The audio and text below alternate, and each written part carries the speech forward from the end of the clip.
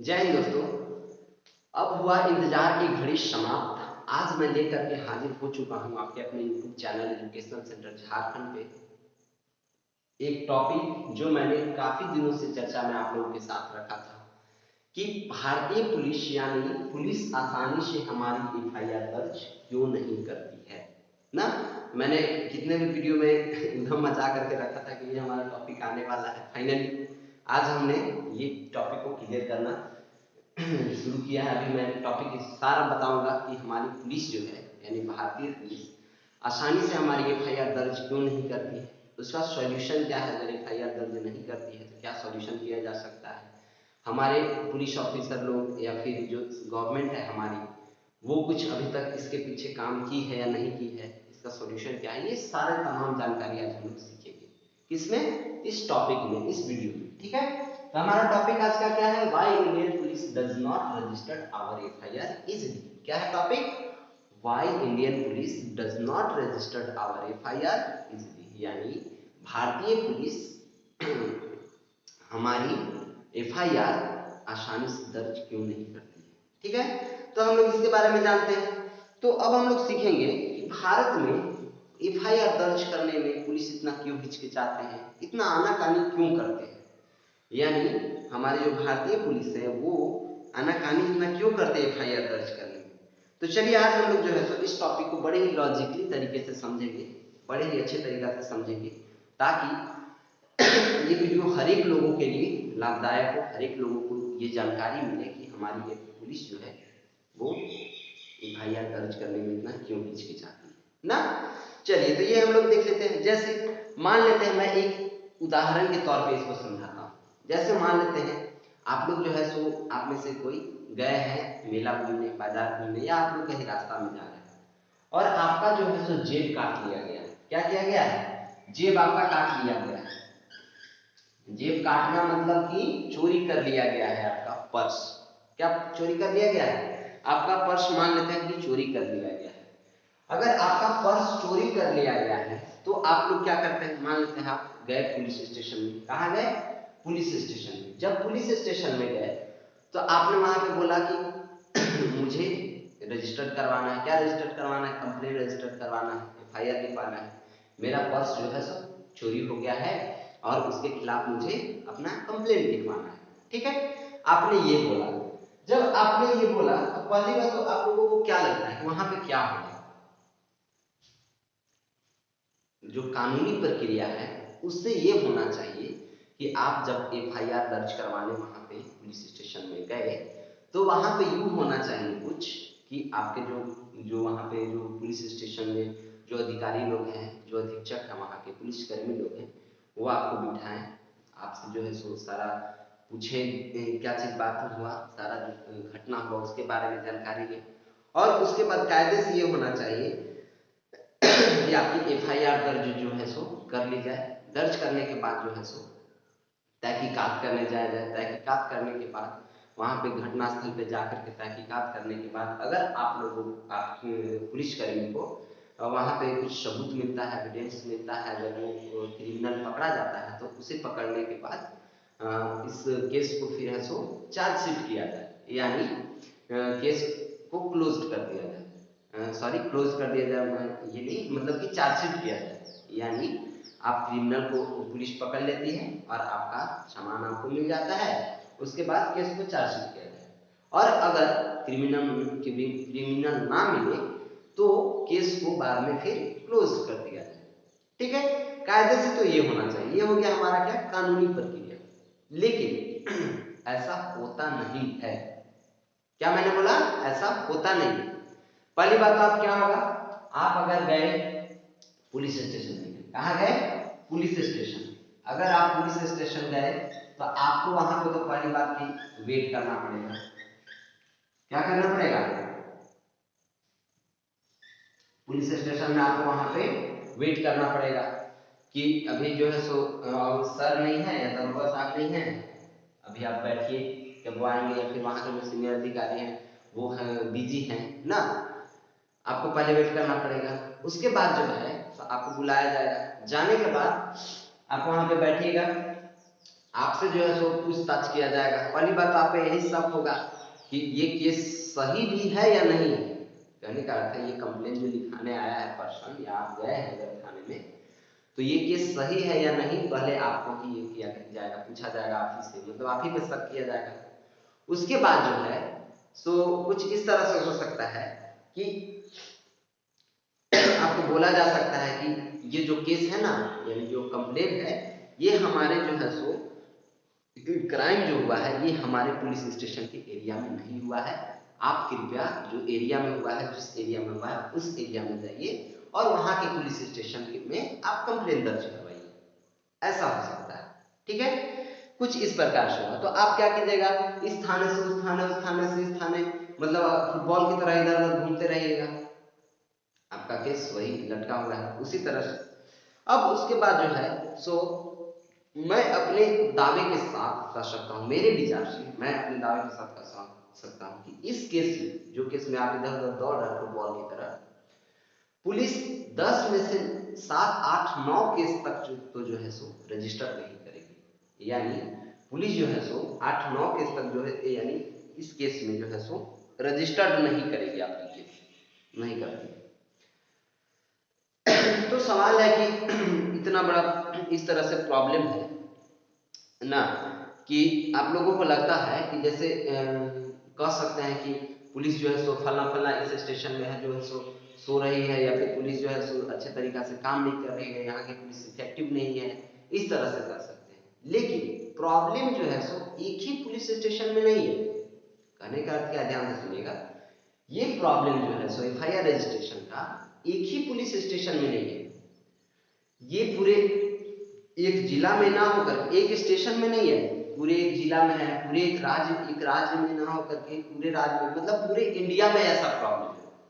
कहा जाए तो तकरीबन पूरे इंडिया के जितने भी पुलिस स्टेशन, पूरे भारत के जितने भी पुलिस स्टेशन है, उन सारे में तकरीबन ये जो है सब प्रॉब्लम है कि एफआईआर रजिस्टर्ड करने का।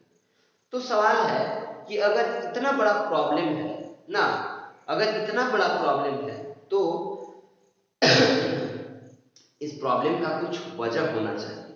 क्या, अगर इतना बड़ा प्रॉब्लम है तो इस प्रॉब्लम का जो है सो कुछ वजह होना चाहिए। यानी सिर्फ एक राज्य में ना होकर के तकरीबन हर एक राज्य में, पूरे हर एक पुलिस स्टेशन में अगर इतना बड़ा प्रॉब्लम है तो इसका वजह होना चाहिए, ठीक है।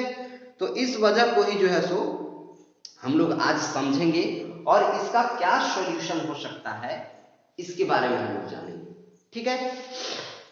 तो हम लोग क्या करते हैं इसके बारे में जानने के लिए, जैसे हम लोग जो है सो एक एग्जांपल लेते हैं। जैसे मान लेते हैं कि आप ही समझने के लिए आप ही एक थाने का थानेदार बन जाइए।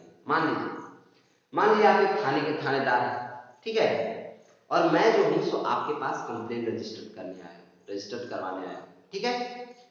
मेरा जो है सो वही प्रॉब्लम है और मैं आपके पास कंप्लेन रजिस्टर करवाने गया, लेकिन आप जो है सो, मतलब समझने के लिए मैं ऐसा बोला हूं, अब आपको क्या है तो डिसाइड करना है कि आप हमारी यानी मेरी एफआईआर दर्ज कीजिएगा या नहीं कीजिएगा। आपको एफआईआर दर्ज करने का रिस्पॉन्सिबिलिटी दिया गया है, तो आपको इस चीज को समझना होगा कि हमें एफआईआर दर्ज करना है कि नहीं। अगर आपने मेरा एफआईआर दर्ज कर लिया तो आपको इन्वेस्टिगेशन करना पड़ेगा, उस क्राइम ऑफ सीन पे जाकर के आपको चेक करना पड़ेगा, आपको वहां पे जाकर के एविडेंस कलेक्ट करना पड़ेगा, आपको वहां पे जाकर के इसके प्रूफ जो है सो सारे कलेक्ट करने पड़ेंगे ना। और वहां पे जो थे है सो क्या बोलते हैं कि क्रिमिनल अगर मिलता है तो आपकी उसकी जांच करना पड़ेगा, सारा चीज मतलब उसको पकड़ना पड़ेगा, देखना पड़ेगा, यानी आपका काम बहुत ज्यादा बढ़ जाएगा, ठीक है। उसके बाद जो है सो हमारा एविडेंस कलेक्ट करने के बाद अगर बात आगे बढ़ भी जाए ना, बहुत ज्यादा काम आपका बढ़ गया तो चलो काम बढ़ा तो ठीक है, उससे तो आपको फायदा हुआ, लेकिन काम बढ़ने के साथ साथ अगर गांव वाले फिर जो भी हैं सारे लोग जो है सो आपको बोले कि चलो बहुत अच्छा काम किया है, यानी हमारे जो दरोगा साहब हैं बहुत अच्छे काम कर रहे हैं, ठीक है, तो फिर आपको अच्छा लगे तो शायद भी आप एफआईआर दर्ज करना शुरू कर दें, ठीक है। आप एफआईआर दर्ज करना शुरू कर देते हैं, आपने सारा चीज कर दिया। अब उसके बाद जो है सो एफआईआर दर्ज करने के बाद आपके पास इसका क्या प्रभाव होगा, यानी आपको इस पे क्या इफेक्ट पहुंचेगा आप पे, ठीक है, इस चीज को हम लोग समझेंगे। ओके, तो फिर जो है तो आपके ऊपर इसका क्या प्रभाव पड़ेगा ये हम लोग देखेंगे। उसका आपके ऊपर ये प्रभाव पड़ेगा कि जैसे देखिए, आप अगर जैसे थाने में थानेदार है तो ये पता होना चाहिए कि वहां पे जो है थाने में आपका परफॉर्मेंस केस के आधार पे देखा जाता है, यानी पुलिस स्टेशन का जो है आप इंचार्ज है, तो उस इंचार्ज के उस पुलिस स्टेशन का जो इंचार्ज जो है थानेदार, उसका परफॉर्मेंस वहां के केस पे देखा जाता है, यानी कितने थाने में केस रजिस्टर्ड हो रहे हैं। तो मान लीजिए आपने मेरा केस रजिस्टर किया, फिर आपने किसी और का केस रजिस्टर किया और किसी और का रजिस्टर किया, यानी केस रजिस्टर करते करते इस तरह से तो आपके केस बढ़ जाएंगे, रजिस्टर करते करते सारे केस तो बढ़ने लगेंगे ऐसे। तो आपके सीनियर पुलिस अधीक्षक पूछेंगे, सीनियर पुलिस कर्मी, सीनियर पुलिस अधिकारी पूछेंगे कि आप जो है सो क्राइम कंट्रोल नहीं कर पा रहे हैं क्या? हाँ, आप रात में गश्त नहीं कर रहे हैं, आप चोरों के पीछे आप भाग नहीं रहे हैं, आप चोरों को के पीछे इन्वेस्टिगेशन नहीं कर रहे हैं, आपको फिर है सो पुलिस अधीक्षक इस तरह से डांट सकते हैं। उसके बाद जो है सो अगर कुछ दिन बाद फिर है सो डीजीपी कॉन्फ्रेंस बैठेगा, फिर जो अधीक्षक वहां पे जो कॉन्फ्रेंस बैठेगा कुछ दिन बाद, अगर वहां पे आपका केस जो है सो देखा जाए कि सारा बढ़ा हुआ है, तो आपको वहां पे डांट पड़ सकती है, आपको है सो वहां पे परफॉर्मेंस आपका खराब हो सकता है, ठीक है। तो क्राइम केस जो है सो आपका बढ़ते गया, तो आपके थाने में जो है सो आपका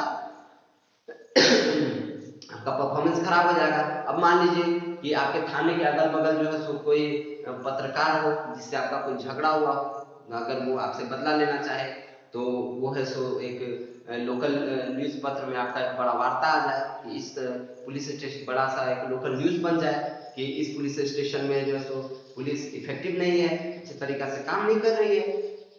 हाँ, बताइए, अब ये है सो पुलिस, यहाँ पे पुलिस कर्मी क्या सो रहे हैं क्या?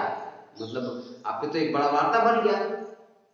तो आप सोच के देखिए, आपने एक पुलिस रजिस्टर्ड किया, आपके एफआईआर दर्ज करने से आपका कितना काम बढ़ गया, सोचिए। एक एफआईआर रजिस्टर्ड करने से आपने आपके जो है सो आपका पूरा नाम चलने लगा, अच्छा एकदम आपका खासा नाम होने लगा ग्रामीण लोगों की। पुलिस का जो है तो काम ही है सेवा करना, ग्रामीण का काम ही सेवा करना, लेकिन ग्रामीण के पीछे वो सारे लोगों को कंफर्ट देना, लेकिन आपका इससे तो पूरा काम बढ़ जाएगा, आपके पीछे जो है सो पूरा एफआईआर का एक बड़ा सा चिट्ठा बन जाएगा, एक तरह से पूरा पहाड़ खड़ा हो जाएगा। तो आप सोच के देखिए कि आपने जो दो काम किया, यहाँ पे आपके पास दो केस बने एक तरह से, कि आपने पहले तो एफआईआर रजिस्टर किया, उसका काम सॉल्यूशन किया। अब एक तरफ जो है सो आप एफआईआर रजिस्टर कर रहे हैं, एक तरफ आपको पब्लिक जो है सो पब्लिक निकम्मा बोल रही है कि इस जो है सो पुलिस स्टेशन में ये अधीक्षक लोग हैं, ये पुलिस काम नहीं कर रही, इफेक्टिव नहीं है। बताइए, इतना दिक्कत है। अब इस तरह से अगर आपको प्रॉब्लम है, यानी कहने का अर्थ है कि एक नॉर्मल एसएचओ, यानी एसएचओ, देखिए एसएचओ एक न्यू वर्ड है, क्या है एसएचओ? एसएचओ का एक फुल फॉर्म क्या होता है? Station home officer. क्या होता है? Station home officer. अगर एक नॉर्मल एसएचओ है वहां का ना, एक पुलिस स्टेशन में नॉर्मल एसएचओ जो है, वो क्या करेगा, उसका नॉर्मल रिस्पॉन्स क्या होगा कि भाई जहां तक हो एफआईआर रजिस्टर्ड ना किया जाए। क्या अगर आदमी का निजी मामले, निजी बात आ जाता है, सिर्फ अपना फायदे की बात आ जाता है, तो आदमी कानून समझ भूल जाता है। वो यही सोचता है कि भाई जहां तक हो सके एफआईआर रजिस्टर्ड ना किया जाए, ठीक है।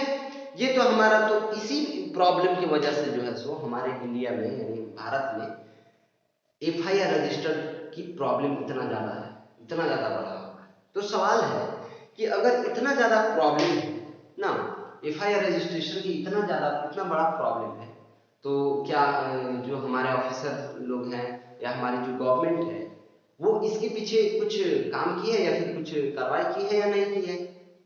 तो इसके पीछे बहुत सारे कार्रवाई किए गए। जैसे जब भी पुलिस कॉन्फ्रेंस होता है, तो वहां पे यही बोला जाता है कि एफआईआर रजिस्ट्रेशन किया जाए, FIR रजिस्ट्रेशन किया जाए, हमेशा यही समझाया जाता है। जैसे फिर वहाँ पे अगर पुलिस गाइडलाइंस, जहाँ पे आपका ट्रेनिंग सेंटर है, वहाँ पे जो है सो पुलिस ट्रेनिंग में आपको इस बात का भी इन्फेसिस किया जाता है कि FIR हमेशा रजिस्टर्ड किया जाए ना, ये चीज हमेशा मतलब कि उन लोगों को बताया जाता है। लेकिन जब सेल्फ इंटरेस्ट की, निजी इंटरेस्ट की बात आ जाता है तो आदमी जो है सो कानून भूल जाता है और बस यही सोचता है कि भाई FIR रजिस्टर्ड जहां तक हो सके ना किया जाए। ठीक है, अब जो है सो इस प्रॉब्लम से निकलने के लिए क्या इसका सॉल्यूशन हो सकता है?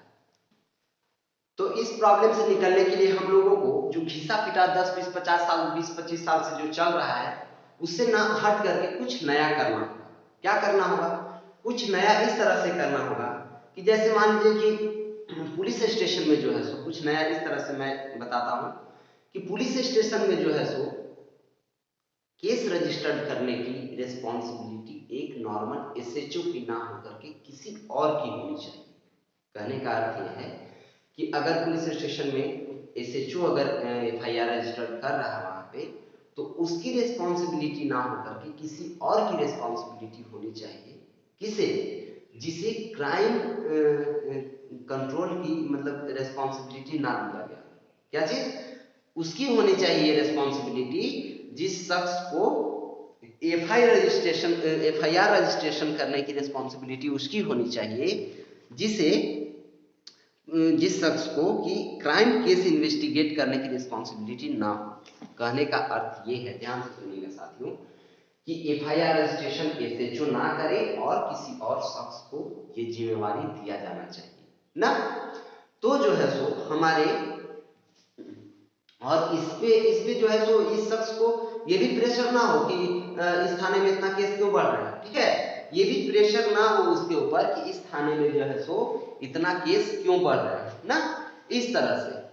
तो जो है सो हमारे इंडिया में FIR रजिस्ट्रेशन की प्रॉब्लम किस तरह से सॉल्व की जा सकती है, इस तरह से कुछ सॉल्व की जा सकती है। जैसे मैं एग्जांपल के तौर पे बताता हूं, इस तरह से अगर किया जाए ना तो हमारे पुलिस अधीक्षक के पास जो है सो FIR रजिस्ट्रेशन करने की या पुलिस स्टेशन में ना होगी। कैसे, वो मैं बता देता हूं एक बार। जैसे देखिए, एग्जाम्पल के तौर पे मैं बताता हूं कि एक जो है सो केबिन या फिर एक तरह से कहा जाए तो एक ब्रांच बनाया जाए एक पुलिस स्टेशन में। क्या किया जाए? एक ब्रांच बनाया जाए। उस ब्रांच में जो है सो केस रजिस्टर्ड करने वाले को रखा जाए वहां पे ना, FIR रजिस्ट्रेशन को।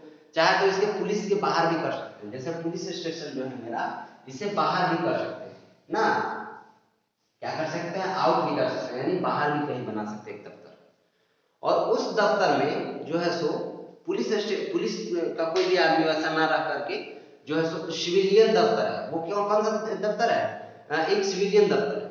वहां पे आप जाते हैं अपना कंप्लेन लेकर के, आप अपना FIR रजिस्ट्रेशन करवाने के लिए। तो आप जो है सो वहां पे काउंटर बना हुआ है, काउंटर पे बैठते हैं। आपका जब नंबर आता है तो आप जाते हैं वहां पे, आप अपना प्रॉब्लम यानी कि आप अपना कंप्लेन बताते हैं कि सर मेरे साथ ये हुआ है, ऐसा हुआ है ना, और मेरा केस रजिस्ट्रेशन करवाना है। तो वहां पे जो है सो सिविलियन लोग जो रहेंगे उन लोग जो है सो देखेंगे कि इस केस में कोई IPC की धारा मैच कर रही है या फिर इस पे कोई केस बनता है। अगर IPC की धारा कोई मैच करती है उस पे, तो उन लोग जो है सो केस को रजिस्टर कर लेंगे। ठीक है, वो क्या कर लेंगे? केस को रजिस्टर कर लेंगे। अब उनका काम खत्म। वहां पे जो सिविलियन लोग हैं बस उतना ही काम है, केस को रजिस्टर करना है। अगर IPC की धारा कोई मैच कर जाती है, आईपीसी का फुल फॉर्म क्या होता है मैं वही बता देता हूं आप लोगों को। Indian penal code. क्या होता है? Indian penal code. यानी अगर IPC की धारा कोई मैच करती है तो वहां पे उसका केस रजिस्टर कर लिया जाएगा ना। इंडियन पीनल कोड, ये IPC का फुल फॉर्म है। अब उसके बाद जो है सो उस केस रजिस्टर की कॉपी जो है, एक कॉपी जो है सो वहां पे पुलिस स्टेशन में भिजवा दी जाएगी कि हाँ साहब मैंने जो है सो इसका केस रजिस्टर कर दिया है, आप इस पे जो है सो कार्रवाई कीजिए, इसका तहकीकात कीजिए। ठीक है, इस तरह से कुछ किया जाएगा, FIR रजिस्ट्रेशन की कॉपी उसको भेज दी जाएगी। अब अगर कुछ इस तरह से किया जाए तो FIR की कॉपी उसके पास भेजने के बाद अगर कुछ इस तरह से किया जाए तो इंडिया में जो है सो हमारा एफआईआर का सॉल्यूशन, एफआईआर रजिस्ट्रेशन करने की सॉल्यूशन को, मतलब एफआईआर रजिस्ट्रेशन की प्रॉब्लम को सॉल्व किया जा सकता है इस क्रिया से। लेकिन जितना ये जो है सो सॉल्यूशन उतना आसान जो लग रहा है उतना आसान ये है नहीं। क्यों नहीं? क्योंकि सीआरपीसी हमारी जो है क्रिमिनल प्रोसीजर कोड, सीआरपीसी, इसका भी फुल फॉर्म मैं बता देता हूँ। सीआरपीसी का criminal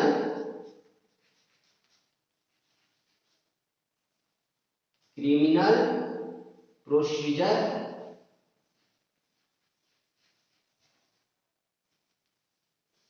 code, criminal procedure code हमारी सीआरपीसी लेकिन क्या कहती है, अगर इस तरह से कुछ किया जाए तो हमारा जो है सो ये सॉल्यूशन जितना आसान दिख रहा है वो है नहीं। क्यों नहीं है?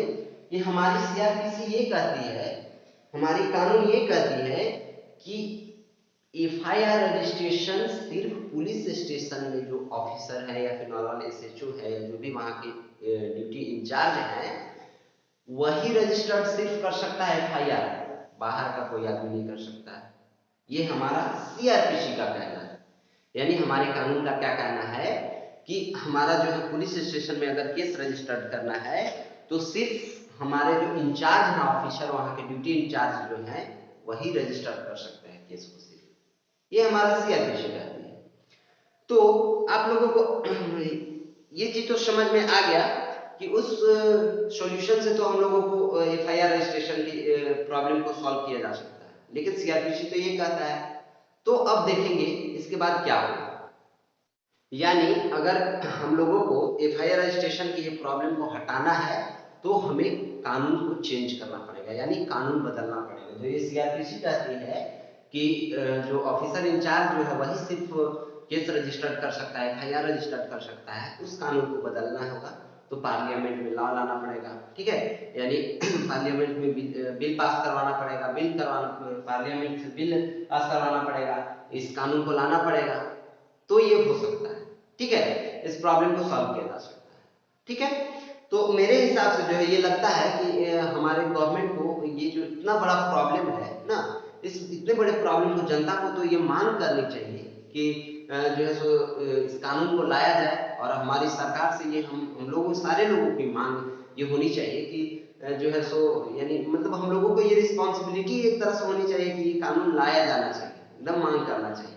और अब जो है सो समय आ चुका है कि इतना ज्यादा जो झेलना पड़ता है प्रॉब्लम, इतना ज्यादा जो आम जनता लोगों को ये इतना ज्यादा प्रॉब्लम झेलना पड़ता है, इसको ना झेला जाए और इसको मांग किया जाए इस कानून को कि जो है सो केस रजिस्टर्ड करने की इस प्रॉब्लम को सॉल्व किया जाए।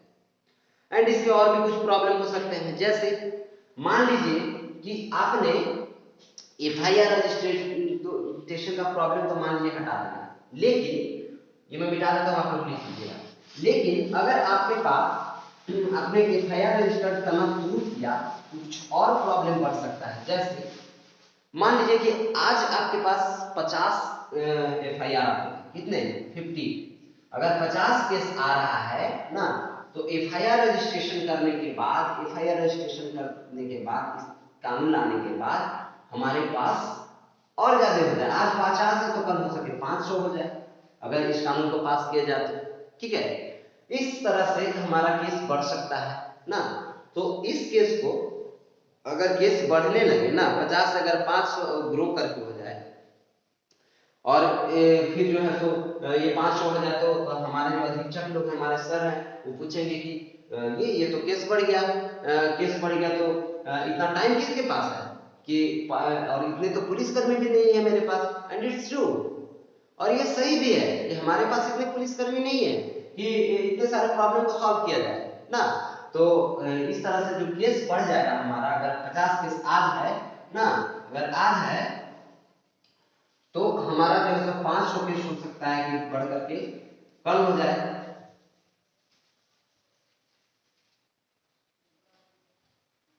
इस तरह से कुछ केस बढ़ जाए तो हम लोगों को जो है सो इसके बारे में जो है सो हम लोग, अगर केस बढ़ जाएगा तो इसके बारे में जो है सो हम लोग इस केस को डील किस तरह से, मतलब कि अगर 50 में से 5 हो जा रहा है तो इस केस को किस तरह से सॉल्व किया जाए, ये हम लोग क्या करेंगे नेक्स्ट वीडियो में समझेंगे। ठीक है, आज हम लोग जो है सो यहीं तक समझ लेंगे कि इस प्रॉब्लम को ये किस तरह से सॉल्व किया जा सकता है, लेकिन प्रॉब्लम बढ़ गया तो इसे किस तरह से सॉल्व किया जाए इसको हम लोग आगे समझेंगे। अगला वीडियो में मैं बताऊंगा। वीडियो ऐसे भी इसमें ज्यादा ही लंबा हो गया है, मैंने आपको ऐसे जो ये सारा का फुल फॉर्म बता दिया। जैसे देखिए पिछले भी है तो कुछ दिन पहले एक लखनऊ गर्ल एक केस आया था, एक केस पूरा ट्रेंड किया था मीडिया में, सोशल मीडिया पे, लखनऊ गर्ल के बारे में आप लोगों को पता होगा कुछ शायद, मीडिया में आप लोग सोशल मीडिया पे एक्टिव रहते होंगे तो आप लोगों को पता ही होगा आज का बच्चा कौन नहीं एक्टिव रहता है, नहीं। चलिए तो लखनऊ गर्ल के बारे में हम लोगों ने पढ़ा था। लखनऊ गर्ल ये मतलब एक तरह से इसको ट्विटर पे ट्रेंड करा दिया। जैसे मैंने आप लोगों को बोलता रहा है हर एक वीडियो, मैंने आप लोगों को हमेशा समझाते रहा हूँ कि बड़ों को सम्मान, छोटों को प्यार और अपना व्यक्तित्व इस प्रकार विकसित करना है कि महिलाएं आप लोगों के साथ सुरक्षित महसूस करें। लेकिन महिलाओं को भी ये अपना व्यक्तित्व विकसित करना चाहिए कि उनके साथ जो है सो बच्चे या मर्द सुरक्षित महसूस करें। किस तरह से कि आप लोग ने देखा होगा कि रेड ट्रैफिक में जो है सो एक टैक्सी ड्राइवर था, ओला वाला था, ओला जो आप लोग बुक करते हैं, इसका जो है सो वो ड्राइवर था, वो जो है सो गाड़ी पास कर रहा था और वो रेड सिग्नल में ही जो है सो वो क्रॉस कर रही थी और वो आ करके इसका जो है सो ड्राइवर का फोन तोड़ देती है, सारा चीज मतलब कांड हो गया। इस तरह से कुछ था, ट्रेंड कर रहा था। आपको सारा चीज, इसको मैं टॉपिक को डील नहीं कर रहा हूँ, ऐसे मैं बता रहा हूँ। अगर आप सोच के देखिए, वो ओला वाला था इसलिए जो है सो वो ला करके उसको चाटा मार दी। अगर वो मर्सिडीज से रहता तो वो क्या कर दिया जानते हैं, वो आती उधर से बोलती हाँ तेरे तेरे ही मर्सिडीज है, चलो चलते हैं, मतलब वो बैठ जाती ला करके और बैठ करके चल जाती। मम्मी फोन करती कहाँ है बेटी, तो हाँ मम्मी दोस्त के पास आए हैं, सो दोस्त के साथ घूमने आए, 2 घंटा बाद आते हैं। बताइए अगर ससुरी राती अगर जो ओला वाला था इसलिए वो चाटा मार दी, मर्सिडीज या ऑडी से या फिर फरारी से आया रहता, अगर ठोक भी देता ना तो उठ करके ला करके बैठ जाती गाड़ी में और बोलती चल चलते हैं। मतलब हद हो गया यार कि अगर आपके पास व्हाट्सएप हो ये जिंदगी ना, हर एक जगह स्टेटस ही देखा जाता है। ठीक है, तो इस इन सारे घटनाओं से सुरक्षित रहिए। और महिलाओं को भी मैं हमेशा बोलता हूँ कि अपना व्यक्तित्व आप लोग भी इस तरह विकसित कीजिए कि सारे लोग आप लोगों के साथ भी सुरक्षित महसूस करें। चलिए ठीक है, मैं फिर से एक बार बता देता हूँ कि बड़ों को सम्मान, छोटों को प्यार और अपना व्यक्तित्व इस प्रकार विकसित करना है कि महिला आप लोग के साथ सुरक्षित महसूस करें। तब तक के लिए बाय बाय, टेक केयर, मिलेंगे नेक्स्ट क्लास में। जय हिंद।